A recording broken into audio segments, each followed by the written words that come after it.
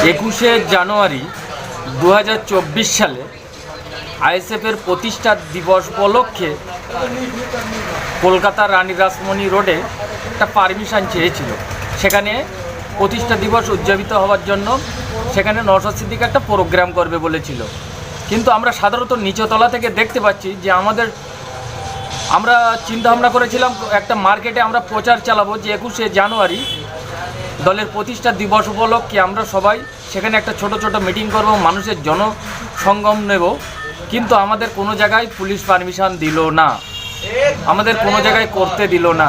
খুব সীমিত জায়গায় হয়েছে, অল্প খুব সীমিত আকারে যে প্রচারটা করতে দিয়েছে।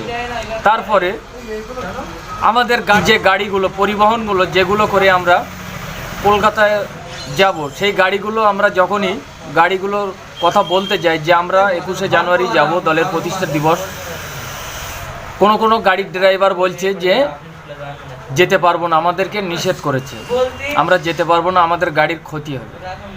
তারপরে দেখা গিয়েছে কোনো ড্রাইভার সে নিজের ঝুঁকি নিয়ে বলল ঠিক আছে যাব, পরের ফোন করে বলে দিচ্ছে যে আমরা যাব না।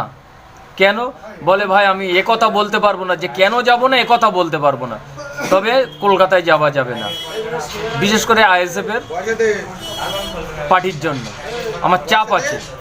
তারপরে দেখলাম মহামান্য আদালত থেকে রায় হলো যে 1000 জনের নিয়ে একটা সভা করার অনুমতি পেল। তারপরেও হলো না সেটা, মাত্র নেতাজি ইন্ডাস্ট্রিতে সেখানে খুব সীমিত মানুষ নিয়ে সভাটা হলো। কিন্তু একেবারে যে কলকাতায় সভা করতে পারলো না আইএসএফ, ঠিক একটা জাঁকজমকপূর্ণ করবে, কিন্তু সেটা হলো না। কেন হলো না? কেন আইএসএফকে এত দমন পীড়ন করা হচ্ছে? আইএসএফ কি করেছে? আইএসএফ কি কোনো দুর্নীতির সাথে জড়িত? আইএসএফ কোনো চুরি করেছে? আইএসএফ কাউকে হত্যা করেছে? আইএসএফ তো মানুষের জানমালের হেফাজত করার জন্য। আইএসএফ মানুষের, প্রতিটা মানুষের যে কিভাবে তাদের জানমালের হেফাজত করা যায় সেই জন্য, তাদেরকে সেফটি দেওয়ার জন্য, মানুষের সমস্ত পরিষেবাগুলো সঠিকভাবে যেগুলো পাবে সেই আন্দোলনকে অঙ্গীকার করছে যে তারা প্রতিটা মানুষ যেন এইসব পরিষেবাগুলো পায়। তাহলে আইএসএফকে কেন এত দমন পীড়নের ভেতরে নিচ্ছে? আইএসএফকে যতই দমন পীড়ন করা হোক, সুদিন একদিন আসবে, আইএসএফের সুদিন একদিন আসবে, খুব তাড়াতাড়ি আসবে। তাহলে আমরা অযথা কেউ ঝামেলার সাথে জড়িত থাকবো না, কেউ এমন কোনো কাজ করব না যে আমাদের যে দলকে দায়বদ্ধ নিতে হয়, বা এমন কোনো কাজ করব না আমাদের দলের গায়ে কালি লাগে। আমরা প্রত্যেককে মানুষের পাশে দাঁড়াবো, মানুষের হয়ে কাজ করব, অধিকারের কথা বলবো।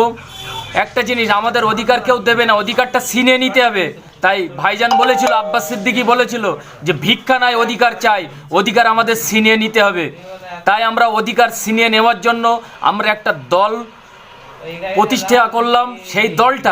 সেই দলের হয়ে কাজ করব এবং সেই দলের নাম নিয়ে আমরা সমস্ত মানুষের কাছে পৌঁছে যাব। সমস্ত মানুষের অধিকার, প্রাপ্য হক পাওনাটুকু তাদেরকে বুঝে দেব। এটা আমাদের অঙ্গীকার, এই দায়বদ্ধ নিয়ে আমরা চলবো। আমাদের সুদিন সামনে আছে।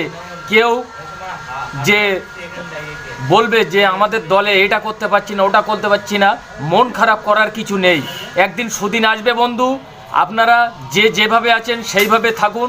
একদিন সুদিন আসবেই, আমাদের দলের, আইএসএফ দলের একদিন সুদিন হবেই। তাই সেই অঙ্গীকার নিয়ে, সেই চিন্তাভাবনা নিয়ে এগিয়ে যেতে হবে।